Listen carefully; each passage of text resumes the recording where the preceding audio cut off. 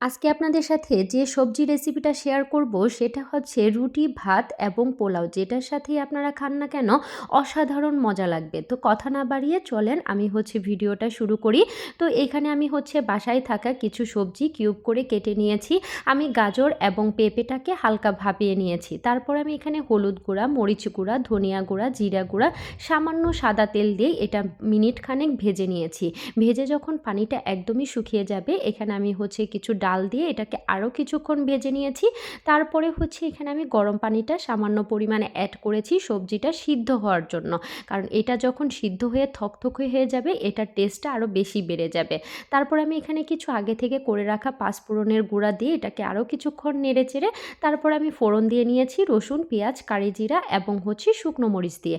এই ফোড়নটা দেওয়ার ফলে এটার টেস্ট এবং ঘ্রাণ দ্বিগুণ বেড়ে যায়। তারপরে কাঁচামরিচ, পেঁয়াজ কলি এবং হচ্ছে ফ্রেশ ধনেপাতা দিয়ে এটা আরও কিছুক্ষণ নাড়াচাড়া করে নামিয়ে নিলাম। কেমন হলো অবশ্যই কিন্তু কমেন্টে জানাবেন।